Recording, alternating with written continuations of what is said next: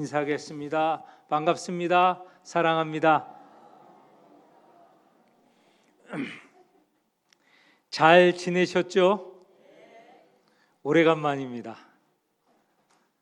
오래간만에 나오니까 정신이 멍한 게 꿈꾸는 것 같습니다. 네, 이렇게 뵈니 참 좋습니다. 잘 쉬고 그리고 힘차게 나와야 되는데 그렇지 못해서 죄송합니다. 이제는 많이 회복했습니다. 감사합니다. 제가 거의 2주 동안 성지 순례를 다녀왔습니다. 제가 다녀온 나라는 3나라인데 중앙아시아 카자흐스탄이고 저 유럽의 동편에 있는 조지아와 아르메니아를 다녀왔습니다. 특별히 조지아와 아르메니아는 성지 순례에 합당한 그런 나라였습니다. 성지 순례라고 하면 보통 이스라엘 또는 바울이 선교한 소아시아 또는 그리스, 로마 지역을 말하는데 조지아와 아르메니아도 성지 순례의 그 뜻대로 거기에 합당한 나라들이었습니다. 아르메니아 여러분 들어보신 적이 있으세요? 저도 가기 전에는 아르메니아라는 나라를 들어보지 못했습니다. 아르메니아가 어느 지역쯤에 있는지 찾아보기도 어렵죠. 아마 여기 대다수는 아르메니아를 지도상에서 찾으라 그러면 아마 찾지 못하지 않을까 이렇게 생각이 됩니다. 저도 못 찾았습니다. 근데 이제는 확실하게 찾을 수 있는데 조지아, 아르메니아 다 기독교 국가입니다. 특별히 아르메니아는 301년에 기독교 국가가 되었습니다. 세계 최초로 기독교 국가가 된 나라가 이 아르메니아였습니다. 그런 전통이 지금도 이 아르메니아의 곳곳에서 느낄 수 있었습니다. 그들의 삶, 그들의 종교, 생활, 문화 곳곳에서 정말 기독교적인 나라다라는 것을 알게 되었다는 것이죠. 조지아라는 나라도 마찬가지입니다. 아르메니아하고 접경한 나라이어서 조지아에서 아르메니아는 버스로 국경을 통과하였습니다. 이 조지아라는 나라도 337년에 기독교 국가가 되었습니다. 기독교를 국가 종교로 받아들인 나라입니다. 이 굉장히 오래된 기독교 국가이죠. 조지아는 얼마 전까지는 그루지아라고 불렸습니다. 같은 말인데 조지아의 러시아어는 그루지아고 영어는 조지아입니다. 그러면 여러분 아마 짐작할 수 있을 터인데요. 얼마 전까지 이 나라는 러시아, 소련 이후에 러시아의 지배를 받았는데 이제는 거기서 벗어나려고 힘을 쓰고 있습니다. 그래서 이 서방에 친해지려고 하기 때문에 국가명도 영어식 이름인 조지아라는 이름으로 바꾸었습니다. 조지아는 성인, 기독교 성인입니다. 그 성인의 이름을 나라의 이름으로 사용을 하는데 이 조지아라는 나라의 국기를 보더라도 기독교 국가라는 것을 확실하게 알 수 있습니다. 조지아 국기를 한번 올려주시면 이렇게 생겼습니다. 가운데 붉은 무엇이죠? 십자가가 떡하니 있습니다. 그리고 그 사방에 작은 십자가가 또 놓여 있습니다. 완전히 기독교 국가이라는 것을 알 수 있습니다. 네, 요거는. 그리고 이 조지아와 아르메니아를 다니면서 제가 주로 본 것은 아름다운 자연, 아르메니아에서는 노아의 방주가 마지막에 정착하였다는 아라랏산이 보이는 것이 이 아르메니아입니다. 아라랏산도 원래 아르메니아 땅이었는데 지금은 터키에게 빼앗겼고, 그래서 아르메니아 땅에서 멀리 아라랏산을 봅니다. 저도 아라랏산이 희미하게 보여지는 것을 보고 왔는데요. 이 두 나라는 어디를 가든 주로 볼 만한 것은 자연 환경 빼고 수도원과 교회입니다. 교회와 수도원이 뭐 얼핏하면 1400년, 500년이 되었다고 하고, 또 그 연대가 늦추어도 뭐 1000년 가까이 된 것입니다. 그런 것이 있고, 오랜 세월 동안 이슬람의 침입으로 무너졌거나 또는 불탔거나 하더라도 그 흔적이 남아있고, 또는 그 기초 위에 새롭게 올린 그런 것이 교회와 수도원이었습니다. 이 두 나라를 가면서 도로 위로 가다 보면 산 위에 떡하니 세워져 있는 게 있습니다. 십자가가 세워져 있습니다. 그러니 여기가 기독교 국가다라는 것을 알 수 있죠. 그런데 이 두 나라는 기독교 중에 정교회에 속해 있거나, 또는 아르메니아 경우에는 자기들이 최초의 기독교 국가고 또 최초의 교회도 자기 나라에 세워졌다고 믿었기 때문에 그 어떤 교회보다 더 전통이 있다 해서 자기들 교회를 사도교회라고 부릅니다. 교회 안으로 들어가면 우리 교회는 뭐 뒤에 십자가로 교회인 것을 알고 있고, 또 바깥에 지붕에나 또 창문에 십자가 모습을 걸어 놓거나 새겨 놨기 때문에 알 수 있지만, 이 교회들의 안으로 들어가면 온통 성화로 장식되어 있습니다. 벽도, 또 앞에 제대도, 또 지붕 천장도 전부 성화로 그려져 있습니다. 그래서 제가 그림 보는 걸 좋아하는데요, 정말 좋아합니다. 그래서 어디를 가든 저는 미술관 가는 것이 먼저입니다. 박물관이나 미술관을 갑니다. 그게 제가 어느 나라를 가든 꼭 가는 그런 습관인데, 여기에는 미술관 찾아갈 것도 없이 교회와 수도원이 온통 그림으로 그려져 있고, 또 그게 장식되어 있기 때문에 실컷 봤습니다.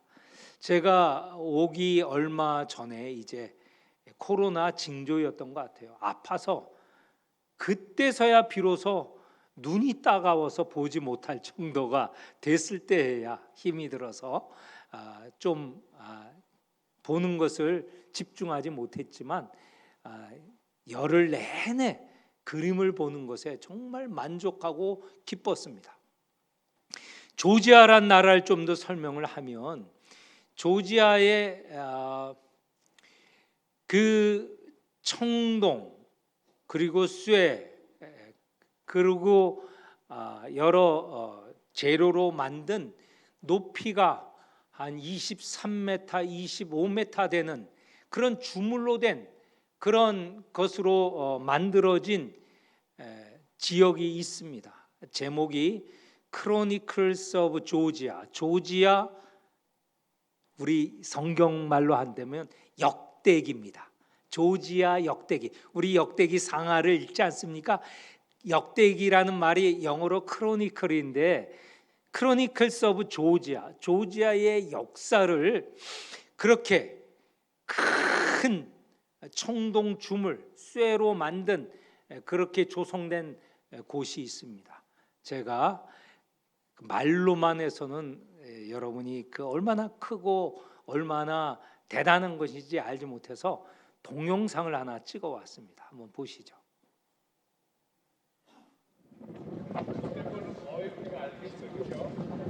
저 높이가 23m, 25m.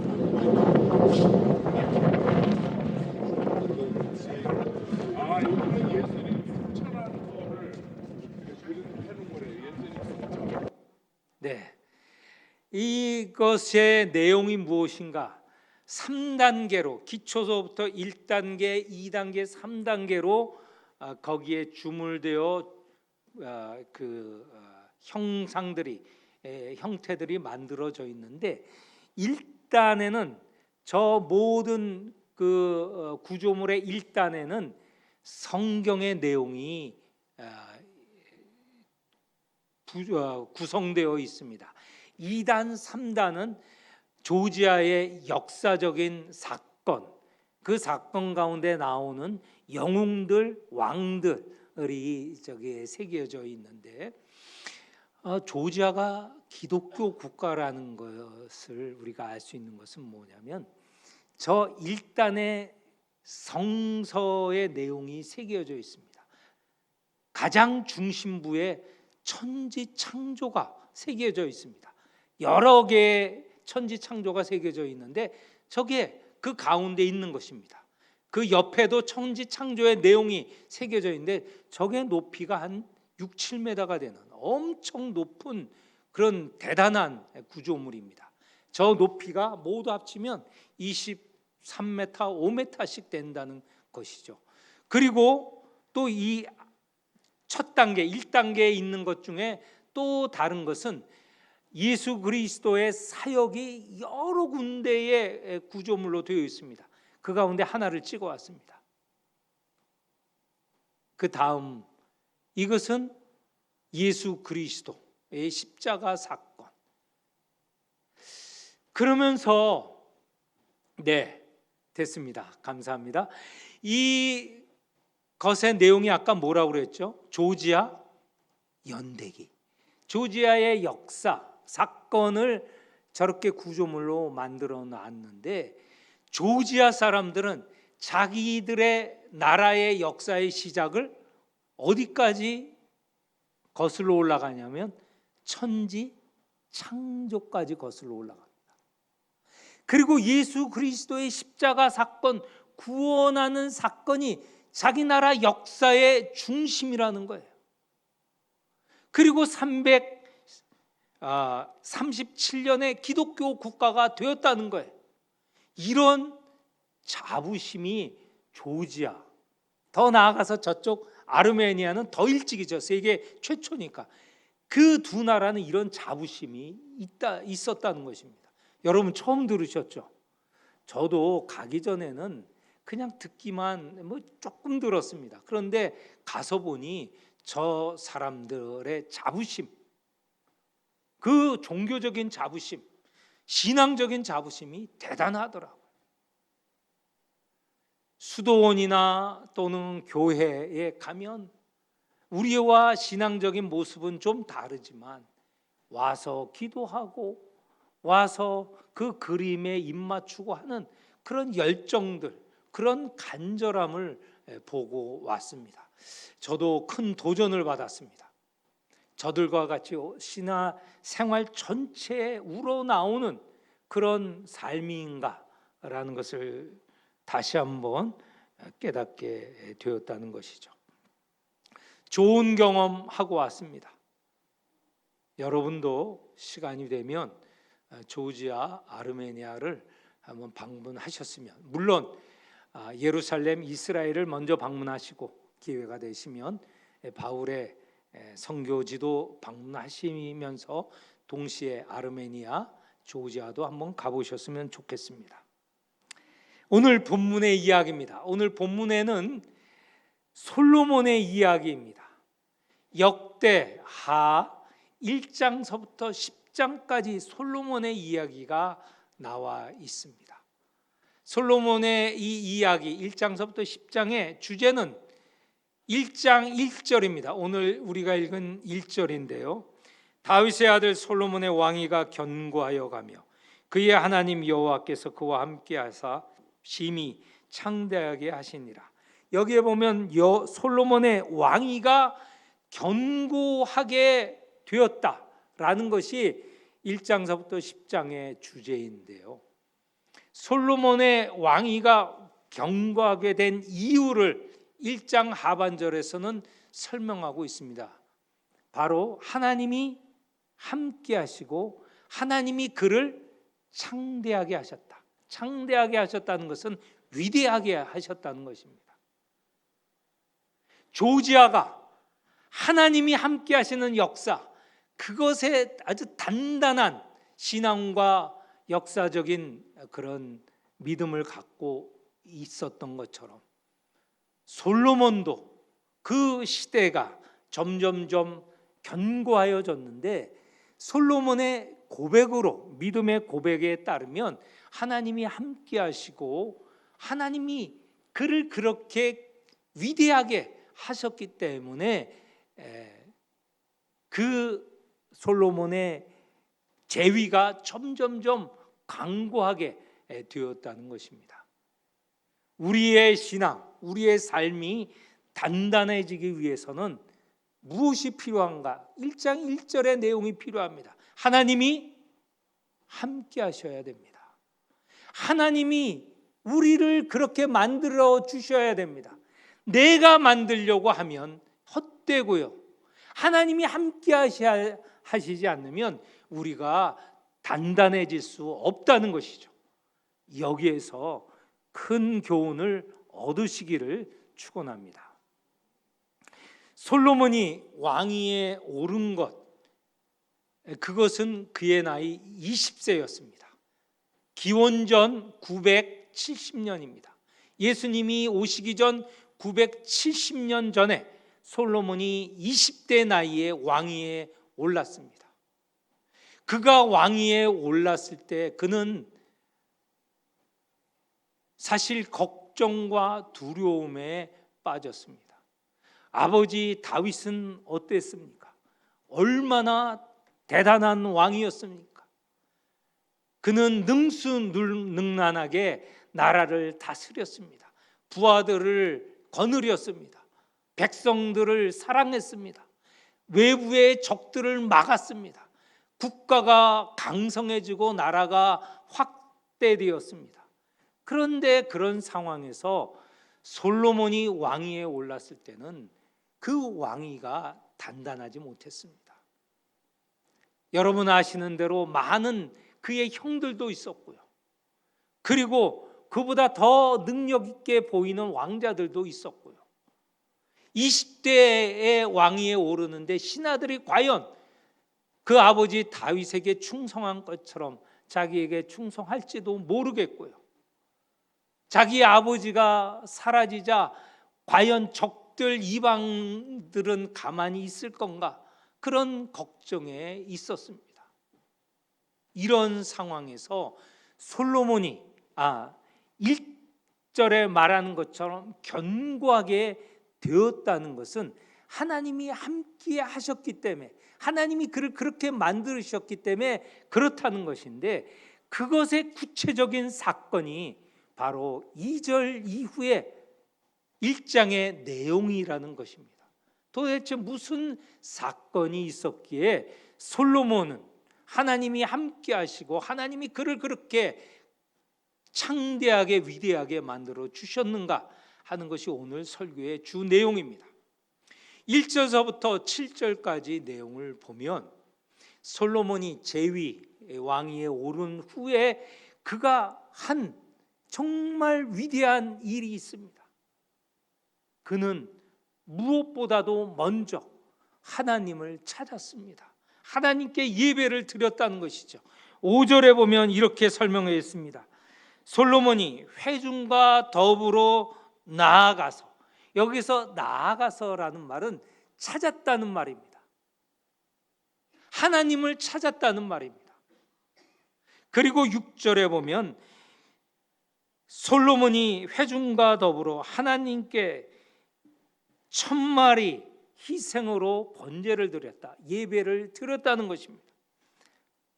솔로몬이 하나님을 찾고 하나님께 예배를 드렸기 때문에 하나님이 그와 함께 하셨고 그를 위대하게 만드셨다는 것입니다. 역대기 상하에 보면 이 찾았다는 말, 여기에 성경은 나아가서라는 말인데 찾았다, 물었다 다 같은 말로 바꿀 수 있습니다. 구하였다라는 말 다 같은 말입니다. 그런데 히브리어는 같은 말인데 이렇게 우리말로는 바꾸는데 이게 역대기의 상하에 보면 40번 정도 나옵니다. 이 굉장히 중요한 말이에요. 하나님을 찾는 자, 하나님을 구하는 자, 그에게 하나님께서는 함께 하시고 위대하게 하신다는 것입니다. 하나님을 찾은 솔로몬과 그의 회중들은 무엇을 했느냐? 예배를 드렸습니다. 예배를 드리는 것은요, 하나님께 복 받는 일입니다. 하나님께서 그의 필요를 채워주시는 기회가 되는 것입니다. 이렇게 하나님을 찾고 예배 드리는 그날 밤, 7절에 그날 밤이라고 나와 있습니다. 그날 밤에 하나님께서 환상 중에 솔로몬을 찾아주셨습니다. 하나님을 찾는 솔로몬에게 하나님께서는 솔로몬에게 찾아가 주셨다는 것이에요. 구하라, 주실 것이고, 찾으라, 찾을 것이고, 두드리라, 열릴 것이고, 찾는 자에게 하나님께서 드러내 주신다는 거예요. 그렇게 드러나신 하나님께서 솔로몬에게 묻습니다. 너는 나에게 무엇을 해줄 것을 원하느냐? 7절에 보면 내가 무엇을 주랴? 너는 구하라. 그랬을 때 솔로몬은 무엇을 구해야 할까요? 일반적인 왕 또는 일반적인 성도의 경우에 어떤 것을 구해야 하나요? 대부분은 이것을 구할 것입니다. 왕인 솔로몬은 나에게 힘을 주십시오. 나에게 군사를 주십시오. 나에게 부를 주십시오. 내가 오래 살아서 백성을 잘 통치할 수 있도록 장수할 수 있는 능력을 허락해 주십시오. 내가 적들을 막을 수 있는 능력을 주십시오. 이렇게 할 터인데 솔로몬은 그렇게 하지 않았습니다. 여러분 잘 아시죠? 솔로몬은 하나님께 지혜와 지식을 구했습니다. 열왕기 상 3장에는 이 지혜와 지식을 다른 말로 표현하고 있습니다. 듣는 마음입니다. 듣는 마음을 주십시오. 듣는 마음이라는 것은 하나님의 말씀을 듣고 백성들의 말을 듣는 것입니다. 왕이 할 수 있는 것, 하나님의 말씀을 들어야죠. 백성들의 요구를 살펴야죠. 그래야 좋은 왕, 훌륭한 왕이 될 수 있는 것 아닙니까? 정말 정확하게 솔로몬은 그것을 구했습니다. 그런데 이 지혜와 지식이라는 것은 솔로몬이 지은 잠언에 보면 이렇게 표현하고 있습니다. 여호와를 경외하는 것이 지혜와 지식의 근본이라고 하였습니다. 하나님의 말씀대로 사는 것이 지혜이고 지식이라고 하였습니다. 솔로몬은 지혜와 지식을 구했는데 그 바탕에는 하나님을 경외하는, 그리고 하나님의 말씀대로 살려고 결단하는 것이 들어가 있다는 것이에요.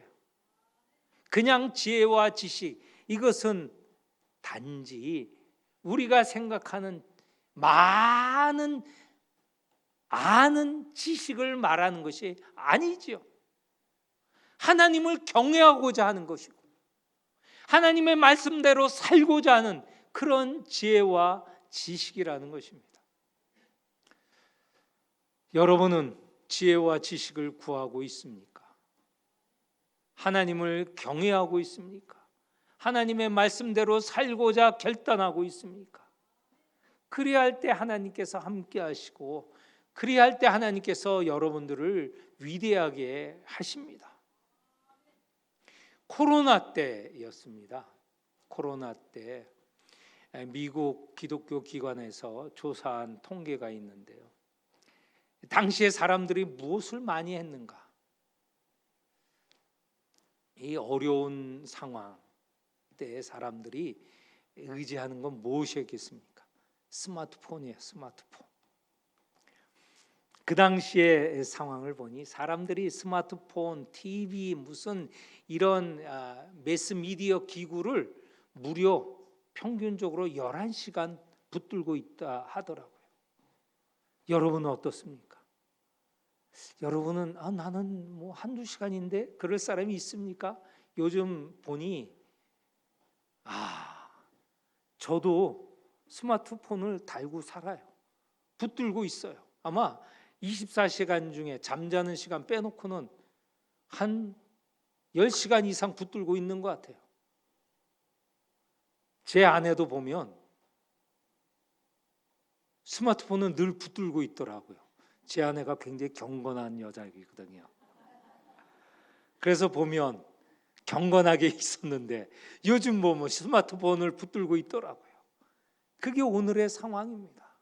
그런데 그래도 코로나 때 스마트폰으로도 해결이 안 되니 그때 사람들이 하는 일 가운데 기도하는 일이 그 이전보다 훨씬 더 자주 많아졌다는 거예요. 여러분, 진정한 해결을 보려면 누구를 찾아야 돼요? 하나님을 찾아야 돼요. 하나님 앞에 나아가 예배 드려야 됩니다. 그때 하나님께서 여러분에게 여러분의 욕구, 여러분의 필요 아시고 물으실 것입니다.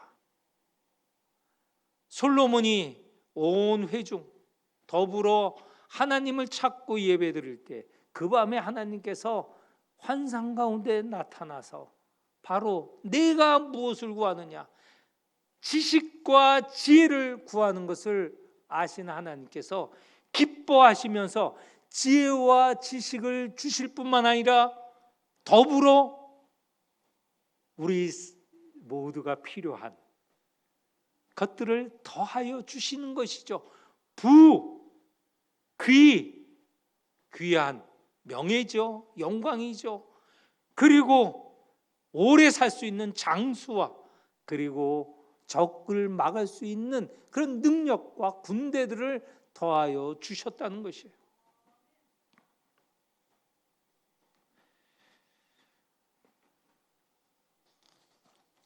여러분, 솔로몬의 지혜와 지식은 이스라엘 안에서만 알려진 것이 아닙니다.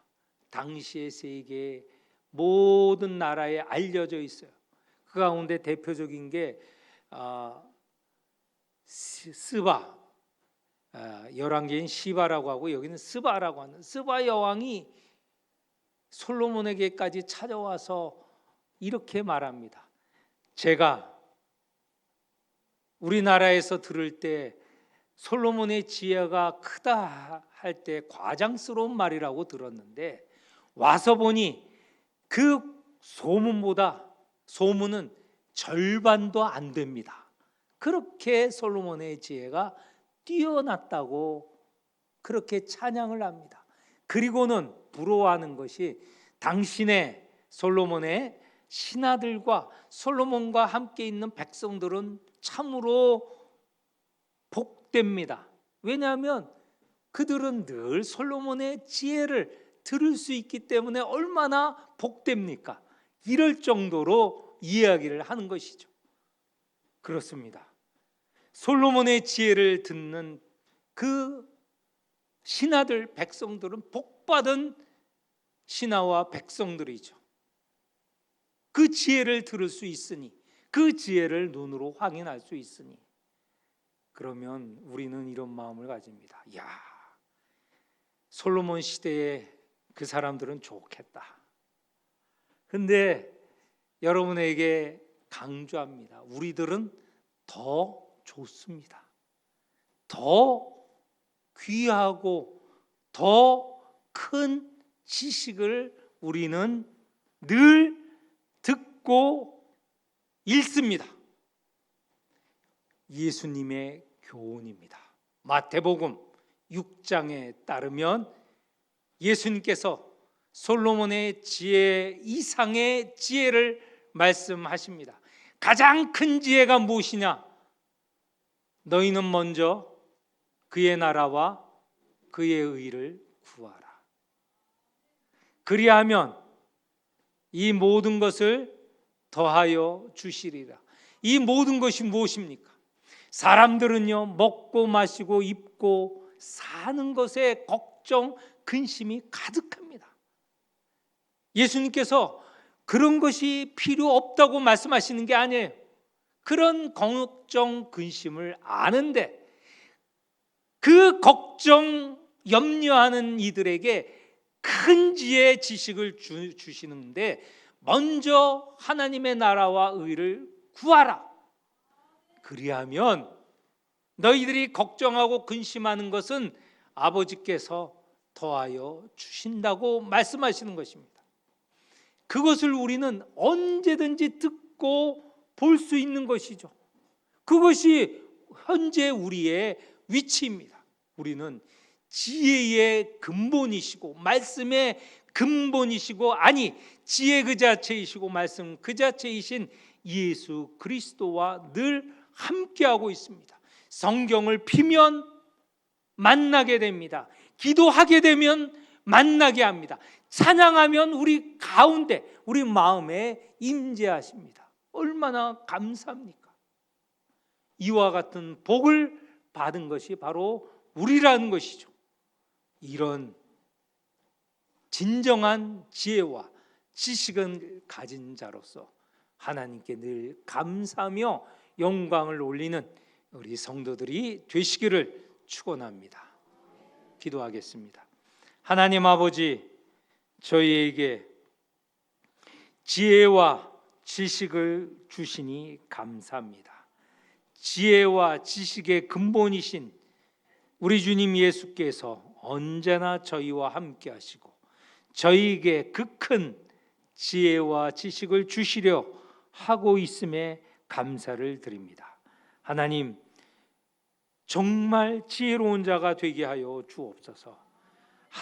우리 주님께서 원하시는 대로 하나님의 나라와 하나님의 뜻을 구하며 그렇게 사는 성도들이 되게 하여 주옵소서. 예수님의 이름으로 기도하옵나이다. 아멘.